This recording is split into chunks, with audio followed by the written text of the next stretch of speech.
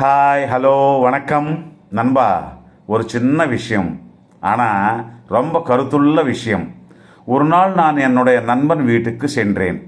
அங்கே நிலைமை பார்த்தால் ஒரு பர்த்டே பார்ட்டி மாதிரி ஒரு ஆர்ப்பாட்டம். என்ன இன்னைக்கு இவன் வீட்டிலே பண்டிகை அட்மாஸ்பியர் போல இருக்கிறது என்று அவனை கேட்டேன். ஒன்றுமில்லையப்பா, என் பொண்ணுக்கு ஒரு நல்ல ஜாப் கிடைத்தது, இன்னைக்கு தான் முதல் சம்பளம் வாங்குகிறாள், அதுதான் இந்த பரபரப்பு என்று சொன்னார். திஷ்டி கழிக்கிறது, ஸ்வீட் சாப்பிட வைப்பது எல்லாம் என்று ரொம்ப மகிழ்ச்சியாக சொன்னார். இதற்குள்ள அவங்க பொண்ணும் வந்து விட்டது. அவளை பார்த்ததும் அவனுக்கு ரொம்ப சந்தோஷம். அந்த சந்தோஷம் என்னால் பார்க்க முடியலை. அவ்வளவு ஆனந்தமாக, அவ்வளவு கலையாக அவனுடைய முகம் 1000 வோல்ட்ஸ் பல்பு போல மின்னுகிறது. அந்த பொண்ணு நேராக அவங்க அம்மாவிடம் போய் தன்னுடைய முதல் சம்பளத்தை தரப்போகிறாள். அவங்க அம்மா, முதல் சம்பளம் இல்லையா, அப்பா கையிலே கொடு என்று சொன்னாள். அந்த பொண்ணு, நான் தரமாட்டேன் என்று சொன்னாள். இதையெல்லாம் ஹாலில் இருந்து அப்பாவுக்கு கேட்கிறது. தப்பம்மா, அப்படி சொல்லக்கூடாது. நீ எப்போ வருவாய் என்று காத்திருந்து எதிர்பார்த்து கொண்டிருக்கிறார் உங்கள் அப்பா. அப்படி சொல்லக்கூடாதுடா கண்ணா, என் தங்கம் இல்லை, போய் உங்கள் அப்பாவுக்கிட்ட கொடுத்துட்டு வா என்று சொன்னாள். ஏம்மா, உனக்கு ஒரு தடவை சொன்னால் கேட்க மாட்டியா? இந்த ஜென்மத்தில் நான் அப்பாவிடம் தரமாட்டேன் என்று சொன்னாள். வேணும்னா அந்த டேபிள் மேலே வைக்கிறேன், வந்து எடுத்துக்க சொல்லு என்று சொன்னாள்.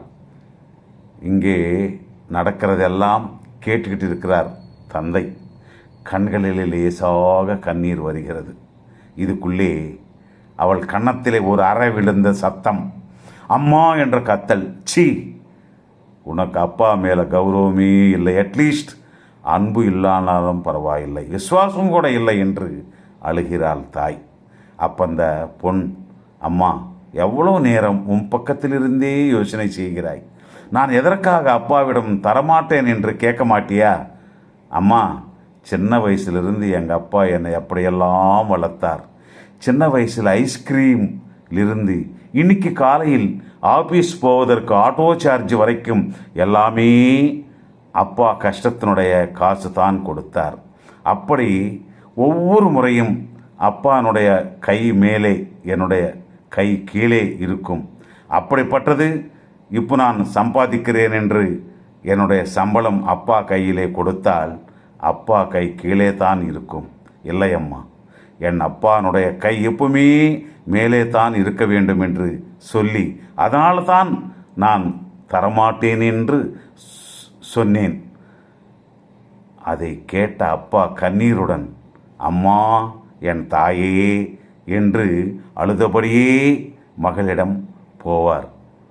இதனால் நமக்கு என்ன புரிந்தது என்றால், நம்மை விட பெரியவர்களுக்கு நாம் ஏதேனும் தர வேண்டும் என்றால் அவர்களை எடுத்துக்கொள்ள சொல்ல வேண்டும், நாம் தரக்கூடாது.